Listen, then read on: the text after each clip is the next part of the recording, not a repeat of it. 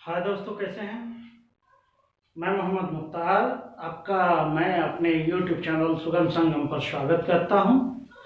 आइए दोस्तों, आज इस वीडियो में हिंदी व्याकरण से थोड़ा हटकर हम कुछ ऐसे रचना पे बात करते हैं, ऐसे ग्रंथ पे बात करते हैं जो कि अक्सर परीक्षाओं में पूछे जाते हैं। क्योंकि हमारा मकसद तो प्रतियोगी परीक्षाओं की तैयारी कराना है। हिंदी व्याकरण में जो भी हमने आज तक पढ़ाया है, ये प्रतियोगिता परीक्षाओं को ध्यान में रखते हुए वो पीसीएस लेवल पर आपको काम आए।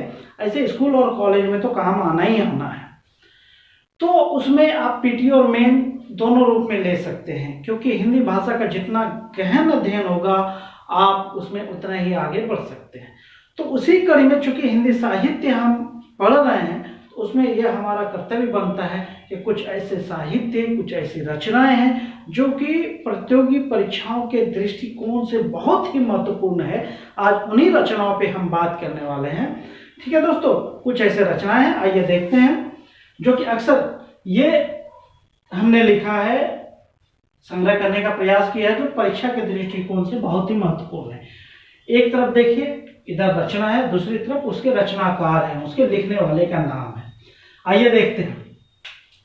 पहला है शस्त्र दीपक, एक ग्रंथ है, उसके रचनाकार है पार्थ सारथी।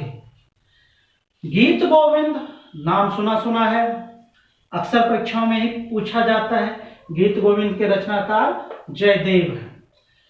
फिर है ललित विग्रह राज, वो नाटक है, हमने लिखा है ललित विग्रह राज। आपको इस तरह भी पूछा जा सकता है या पूरा पूछ देगा ललित विग्रह राज नाटक, दोनों में कुछ भी पूछ दे।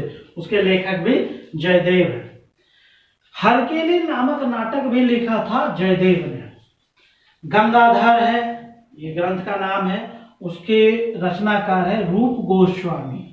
कोई कठिन नाम नहीं है दोस्तों, आप देखिए कि एक मिलता जुलता नाम है, कोई बहुत कठिन नहीं है। आप दो चार बार इनको पढ़िए, देखिए आराम से याद हो जाएगा। ठीक है, गंगाधर रूप गोस्वामी। मिताक्षरा विज्ञानेश्वर, ठीक है। दाय भाग जीमुत वाहन, इस तरह आपको पढ़ना है, दाय भाग जीमुत वाहन, अर्थात दाय भाग के लेखक रचनाकार जीमुत वाहन है। राज तरंगिणी, कलहन ने लिखा है, कहीं कहीं कलहन कृत राज तरंगिणी भी लिखने में आता है। ठीक है। पृथ्वीराज रासो चंदवरदायी, जब हम हिंदी साहित्य का इतिहास बता रहे थे तो उसमें हमने देखा था आदिकाल में ये ग्रंथ बहुत ही पॉपुलर था। जब हम आदिकाल पढ़ते हैं तो उसमें ये ग्रंथ जरूर पढ़ते हैं। तो ये भी परीक्षाओं में पूछा जाता है कि पृथ्वीराज रासो के लेखक या रचनाकार कौन है, चंदवरदायी। ठीक है ना। और ये ग्रंथ पृथ्वीराज चौहान से रिलेटेड है। आइए आगे बढ़ते हैं। हमीर रासो, सब रासो काल से है। हमीर रासो, उसके रचनाकार का नाम सारंगधर।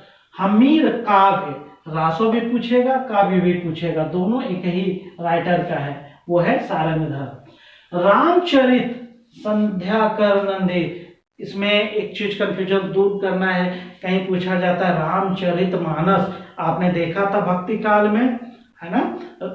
राम भक्ति धारा में देखा था, तुलसीदास ने एक ग्रंथ लिखा था जिसको रामचरित मानस कहा गया है, तो तुलसीदास हो गए। लेकिन अगर मानस हट जाता है, सिर्फ रामचरित रहता है, तो उसके राइटर कौन हो गए, संध्याकर नंदी।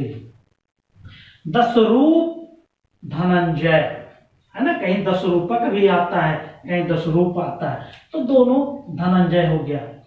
दस रूपावलोक, अब देखिए मिलता जुलता नाम है लेकिन उसके राइटर अलग हो जा रहे हैं। दस रूप के धनंजय है तो दस रूपावलोक के धनिक है। कवि राजमार्ग अमोघ वर्ष, ठीक है।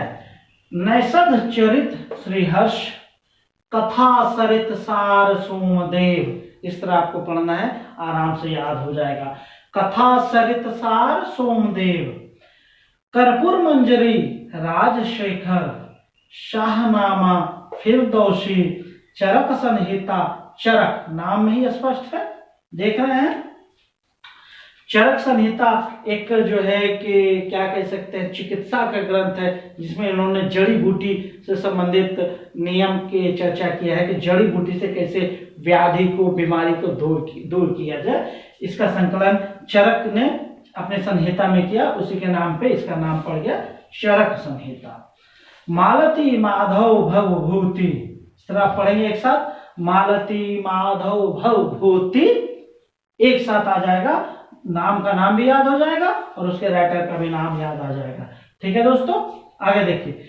मुद्रा राक्षस विशाखदत्त, हर्षचरित बाणभट्ट, है ना, हर्षवर्धन के राज दरबारी कवि थे बाणभट्ट, उन्होंने भी ग्रंथ की रचना की। हालांकि ये इतिहास में इस चीज को पढ़ेंगे, लेकिन हमारा कर्तव्य, चूंकि हम हिंदी साहित्य की बात कर रहे हैं, प्रतियोगिता परीक्षा भी शुरू हो चुका और वो देर सवेर चलता रहता है, तो ये सब चीजें परीक्षा के दृष्टिकोण से भी जरूरी है। ठीक है ना, तो याद रख लीजिए, हर्षचरित, कादम्बरी, ये सब ग्रंथ लिखा है बाणभट्ट ने। अर्थशास्त्र, एक भारत में चंद्रगुप्त मौर्य के गुरु हुए हैं, प्रधानमंत्री हुए हैं, उन्होंने एक ग्रंथ की रचना की है अर्थशास्त्र की, जो कि भारतीय राज व्यवस्था पर पहला प्रमाणिक ग्रंथ है। ठीक है दोस्तों, अर्थशास्त्र कौटिल्य हो गया, कौटिल्य को चाणक्य या विष्णुगुप्त भी कहा जाता है, कुछ भी नाम रहे। अर्थशास्त्र के लेखक कौटिल्य रहे, चाणक्य रहे, विष्णुगुप्त रहे, तीनों में कोई एक ही नाम, एक ही व्यक्ति का तीन नाम है। अकबर नामा, अब नामा कई सारा है जो मुगल काल से रिलेटेड है, वो कई नामा है, उसको देखिए कैसे। अकबर नामा अबुल फजल, तुगलक नामा खुसरो, है ना, अमीर खुसरो जिसको कहते हैं, बाबर नामा बाबर, पादशाह नामा अब्दुल हमीद लाहौरी। क्लियर है, कोई डाउट नहीं होनी चाहिए। बुद्ध चरितम अश्वघोष की रचना है ना। काव्य मीमांसा राजशेखर, पंचतंत्र विष्णु शर्मा, पद्मावत मलिक मोहम्मद जायसी, याद रखिए जायसी मुस्लिम कवि हैं। और अभी हाल फिलहाल में पद्मावत जो भी कहिए वो पिक्चर आया है, जिस को लेकर बहुत ही शोरगुल हुआ था, फिलहाल वो तो रिलीज हो चुका है। उसमें आप देख सकते हैं कि राजवंशों का कितना बखान किया गया, लेकिन उसके पहले अफवाह को लेकर बहुत सी परिस्थितियां उत्पन्न हो गई थी। ठीक है ना, तो पद्मावत ग्रंथ की रचना मलिक मोहम्मद जायसी ने किया।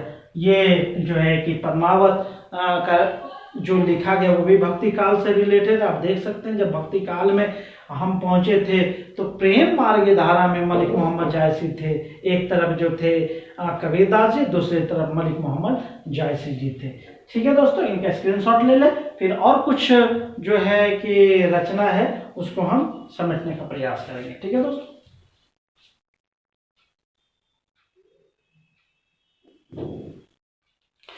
आइए दोस्तों कुछ और ग्रंथ देख लेते हैं और उसके राइटर भी देख लेते हैं। आइए देखिए, मनुस्मृति जो अक्सर पूछे जाते परीक्षाओं में, उसके राइटर है मनु, नाम में ही क्लियर है मनुस्मृति, मनु की स्मृति हो गया ना अर्थ।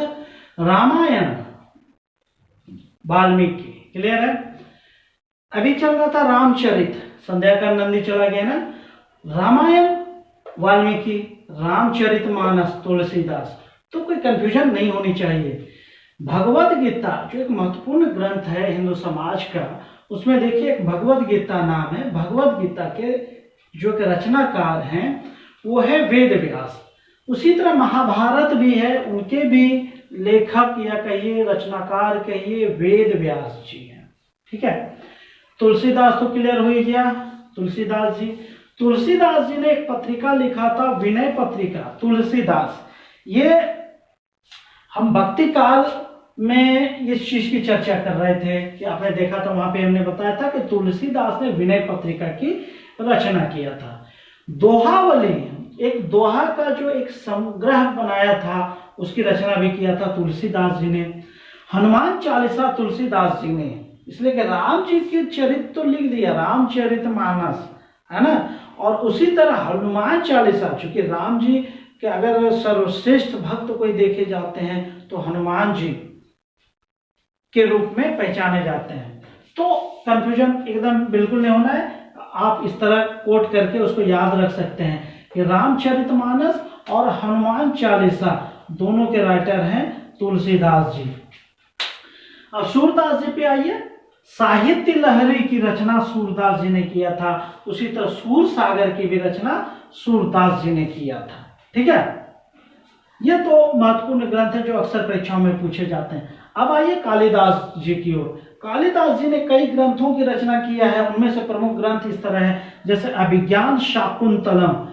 पूछते हैं कि किसने लिखा है, तो कालिदास जी।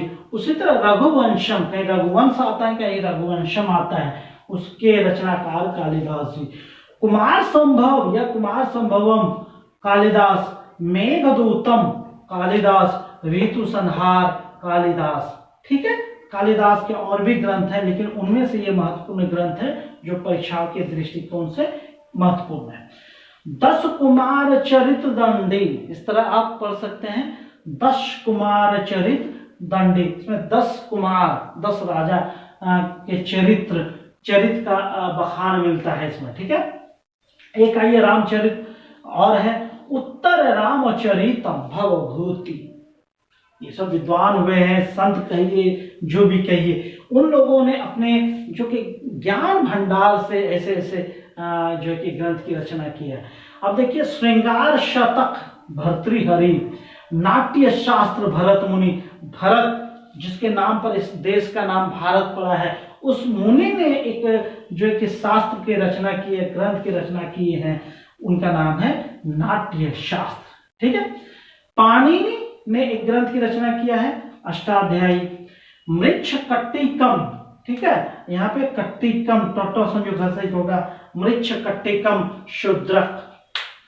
अब आइए सुदामा चरित नरोत्तम दास, कोई कंफ्यूजन नहीं होनी चाहिए, सुदामा चरित नरोत्तम दास।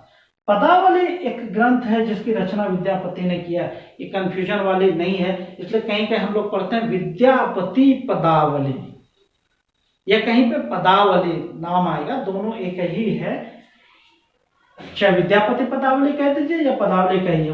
विद्यापति पदावली में उसमें नाम आ जा रहा है, याद करने में आसानी होती है, तो क्लियर है, पदावली की रचना विद्यापति ने किया है।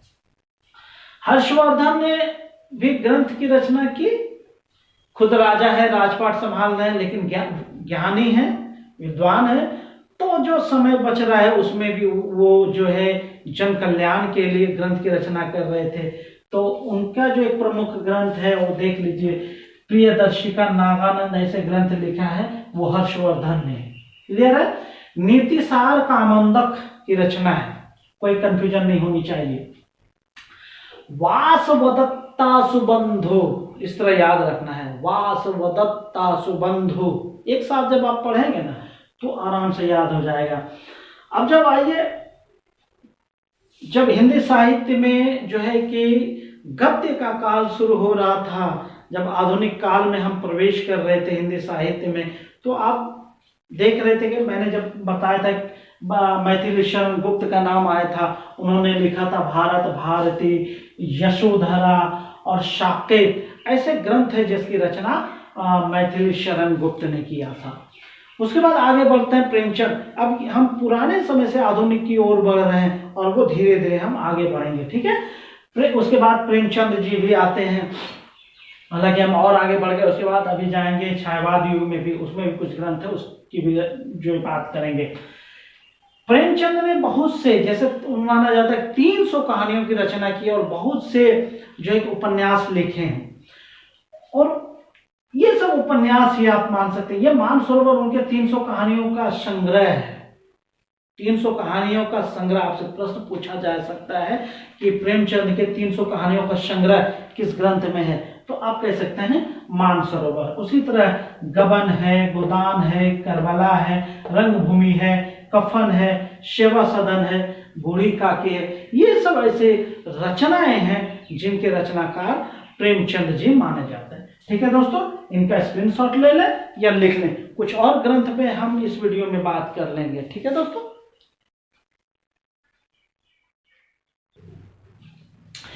आइए दोस्तों कुछ और ग्रंथ लेते हैं जो परीक्षा के दृष्टिकोण से बहुत ही महत्वपूर्ण है। देखिए, हम आधुनिक काल में बढ़ते जा रहे हैं आगे। ठीक है, रविन्द्रनाथ टैगोर जो कि कवि गुरु माने जाते हैं, है ना, रविन्द्रनाथ ठाकुर भी कहे जाते हैं। तो उन्होंने कुछ रचनाएं रचित की हैं, उनका नाम इस तरह है जैसे गोरा, चित्रा, पोस्ट ऑफिस। ये 3 ऐसे ग्रंथ हैं जो परीक्षाओं में पूछे जाते हैं। ठीक है, तो याद रखना, कोई दिक्कत नहीं है। गोरा रविन्द्रनाथ टैगोर, चित्रा रविन्द्रनाथ टैगोर, पोस्ट ऑफिस रविन्द्रनाथ टैगोर। ठीक है, अब आइए छायावाद युग में अब हम चल रहे हैं। छायावाद युग में एक हुए हैं स्तंभ है जयशंकर प्रसाद जी। जयशंकर प्रसाद जी ने बहुत सी रचनाएं की है और इनके ग्रंथ में एक लॉजिक है दोस्तों। आप उनका जो है कि देखेंगे, एक ऐसा नाम है जिसमें जय शब्द छिपा हुआ है, देखेंगे उसका अर्थ ही जय निकल रहा है, विजय की भावना निकल रही है नाम से ही। तो इनके ग्रंथ को याद रखना कोई ज्यादा कठिन नहीं है। जैसे चंद्रगुप्त, नाम याद कीजिए, चंद्रगुप्त जो विजयी होना चाहते थे और विजयी भी हुए। तो जयशंकर प्रसाद, आंसू विजयी होना चाहता है। इस तरह आप कोट कर सकते हैं याद करने में, जैसे आंसू जयशंकर प्रसाद, कंकाल जयशंकर प्रसाद, वीर गति को पाने के बाद कंकाल बनता है। तो इस तरह आप कोट करेंगे तो आपको जयशंकर प्रसाद नाम याद रखना और ग्रंथ याद करना कठिन नहीं होगा। ठीक है दोस्तों, तो आंसू हो गया जयशंकर प्रसाद, कंकाल जयशंकर प्रसाद, आकाशदीप दमदगई का रखो है, आकाशदीप जयशंकर प्रसाद, तितली है, स्कंदगुप्त है, आजाद शत्रु है, प्रेम पथिक और कामायन, ये सब ग्रंथ जो है लिखने वाले जयशंकर प्रसाद जी हैं। ठीक है दोस्तों, अब आइए आते हैं सुमित्रानंदन पंत जी पे। ये दूसरे कवि हैं छायावाद युग के। इनके भी कुछ ग्रंथों के नाम हैं जो अक्सर परीक्षाओं में पूछे जाते हैं, जैसे गुंजन सुमित्रानंदन पंत, चिदंबरा सुमित्रानंदन पंत, ज्योत्सना सुमित्रानंदन पंत, योगवाणी सुमित्रानंदन पंत और स्वर्णाधुली सुमित्रानंदन पंत। ये सब ग्रंथ है जो परीक्षा के दृष्टिकोण से इंपॉर्टेंट है। अब आइए छायावाद युग की कवयित्री महादेवी वर्मा की ओर। इन्होंने भी कुछ ग्रंथ की रचना की है जो परीक्षा के दृष्टिकोण से इंपॉर्टेंट है। अब देखिए कौन कौन से ग्रंथ है। दीप शिखा, स्मृति की रेखाएं, अतीत के चलचित्र, नीरजा, यामा, ये सब रचनाएं हैं जो महादेवी वर्मा के हैं। ठीक है, कोई दिक्कत नहीं होनी चाहिए। अब चौथे कवि की ओर आइए। इन्होंने भी महत्वपूर्ण ग्रंथों की रचना की है जो परीक्षा के दृष्टिकोण से है। जैसे देखिए संस्कृति के 4 अध्याय, ये ग्रंथ है। हिंदी साहित्य का जो इतिहास है उसको इन्होंने इस ग्रंथ में समेटने का प्रयास किया है और इस चीज की चर्चा हम सांस्कृतिक हिंदी साहित्य का इतिहास जब हम बता रहे थे उसमें इसकी चर्चा की है दोस्तों। ठीक है, संस्कृति के 4 अध्याय रामधारी सिंह दिनकर जी इनका पूरा नाम है। हुंकार रामधारी सिंह दिनकर, हारे को हरि नाम रामधारी सिंह दिनकर, कुरुक्षेत्र रामधारी सिंह दिनकर, उर्वशी उसी तरह है, उर्वशी है, गीत है, रेणुका है, रश्मि रथी है, जिनके रचनाकार का नाम रामधारी सिंह दिनकर। आप देखिए डॉट डॉट में हमने लिखा है, आप नाम इसमें भर लेंगे। अब आ जाते हैं छायावाद युग के बाद आप देखिए हालावाद युग भी चला है, जिनके सिरमौर कवि कौन है आप जान रहे हैं कि हरिवंश राय बच्चन जी। उन्हीं के पुत्र का नाम है अमिताभ बच्चन जी। कमाल की बात है, पिता हिंदी साहित्य में, पुत्र फिल्म साहित्य में। ठीक है, दोनों अपना अपना नाम कमा रहे हैं, है ना। तो हरिवंश राय बच्चन के भी कुछ प्रमुख ग्रंथ हैं जो कि परीक्षा के दृष्टिकोण से प्रमुख है। देखिए मधुशाला, मधुबाला, मधुकलश, नाम मिलता जुलता है, हरिवंश राय बच्चन की रचना है। एक और है निशा निमंत्रण, ये ग्रंथ है हरिवंश राय बच्चन के। अब आइए आगे बढ़ते हैं। जैनेन्द्र कवि, जैनेन्द्र जो है एक राइटर हुए हैं, रचनाकार हुए हैं। उनकी रचनाएं हैं जैसे त्याग पत्र जैनेन्द्र, नीता जैनेन्द्र, सुखदा जैनेन्द्र और क्या है सुनीता जैनेन्द्र। आप इस तरह नाम याद रखेंगे, त्याग पत्र जैनेन्द्र, नीता जैनेन्द्र, सुखदा जैनेन्द्र, सुनीता जैनेन्द्र। ठीक है दोस्तों, इस तरह हमने इस वीडियो में महत्वपूर्ण सब जो है कि रचना का संग्रह किया जो परीक्षा के दृष्टिकोण से प्रमुख है। अब हम नेक्स्ट वीडियो में और जो बच गए हैं आधुनिक काल में हम बढ़ते जाएंगे, वर्तमान तक आने का प्रयास करेंगे। ठीक है दोस्तों, तो जाते जाते आपको आपकी जो है कि पढ़ाई में तरक्की की शुभकामनाओं के साथ आप आगे बढ़ें, इसी शुभकामनाओं के साथ थैंक यू। जय हिंद, जय भारत।